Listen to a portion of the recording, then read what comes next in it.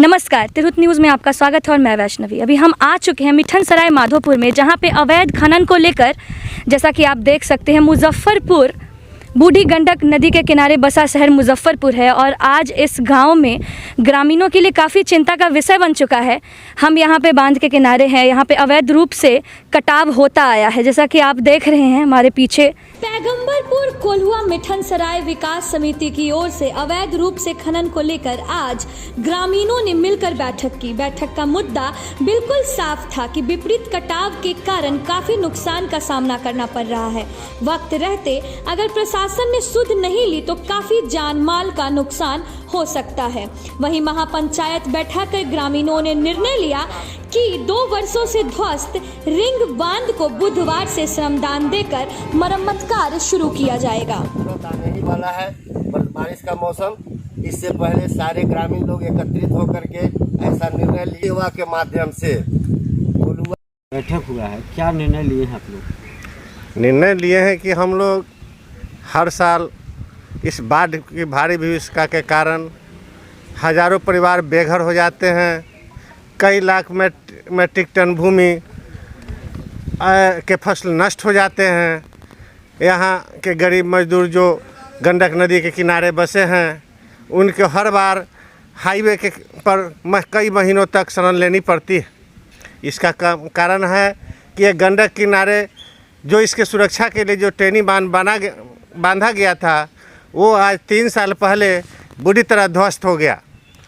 ग्रामीणों ने बार बार विभाग को जगाया, चेताया, फिर भी आज तक इस पर कोई कार्रवाई नहीं हुई, जिसके कारण दर्जनों मवेशी काल के गाल में जा चुके हैं।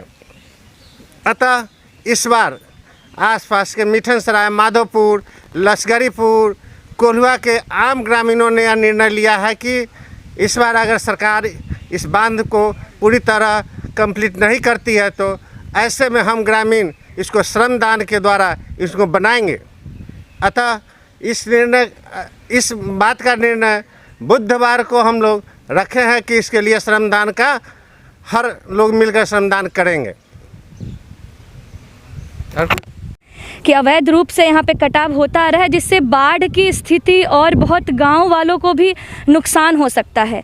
इन्हीं सब बातों को लेकर, इन्हीं सब मुद्दों को लेकर आज यहाँ पे एक बैठक रखी गई है। कई सारे पंचायतों ने मिलकर ये मुहिम छेड़ा है कि हमें इससे बचाव करना है।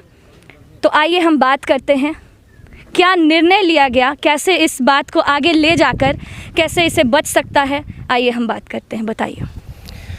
चूँकि ये महापंचायत का नाम दिया गया है, इसलिए ये 3 पंचायत इस बाढ़ की विभीषिका से प्रभावित होते रहा है।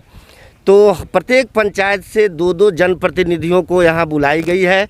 अपने तमाम जनता के बात को उन्होंने जनप्रतिनिधियों के द्वारा यहाँ रखी गई है, इसलिए इस पंचायत का नाम महापंचायत के रूप में दिया गया है।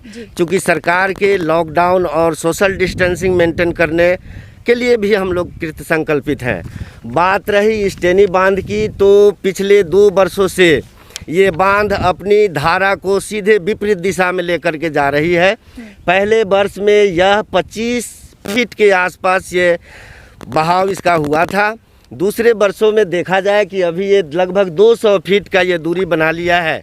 लगता है कि इस बार की बाढ़ विभीषिका कहीं इस गंडक नदी की धारा को दूसरी तरफ मोड़ न दे, इसकी चिंता इस तीनों पंचायत के तमाम ग्रामीणों को सता रही है।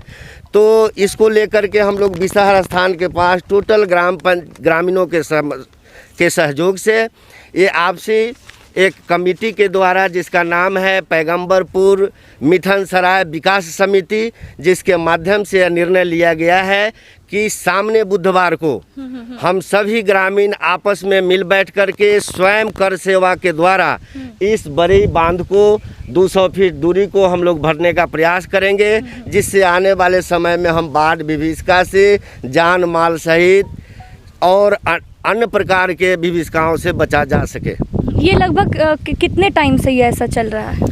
ये तो लगभग आपको 2004 से आज तक में कम से कम 30 से 35 व्यक्ति इस सामने वहाँ जहाँ NH57 के पास जो रेलवे इनक्रूज किए हुए हैं इस ग्रामीण रोड को, यहाँ पर कम से कम 30 जन अभी तक मर चुके हैं।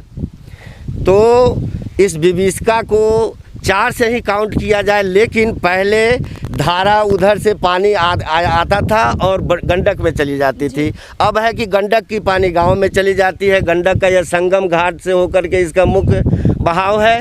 अब ये टेनी बांध के बगल से इस तरह से रिसाव करते हुए जस्ट बगल में आपको रेलवे है। रेलवे ने अपना ज़मीन अधिग्रहण करके अपने बांध को ऊंचा किया है और मिनी एक नहर का तैयार हो चुका है, जिससे ये धारा पीछे उल्टी दिशा अच्छा, में इससे बहती है। काफ़ी क्या नुकसान हो सकता है? नुकसान वैसे तो ये गांव कृषि के दृष्टि से बालूनुमा यह जगह है। एक सीजन में एक खेती ही किसी तरह हो पाती है। दूसरा, खेती के लिए अभी लोग अपना जीवन यापन देखें कि खेती को देखें। अभी से लोग ये डरे सहमे हुए हैं कि बाढ़ से हम कैसे बचें। कि मुश्किलें क्या है, सीधे सीधे इन्होंने बताया कि यहाँ पे अवैध कटाव हो रहा है, जिस कारण से ग्रामीणों में काफ़ी चिंता का विषय बन चुका है।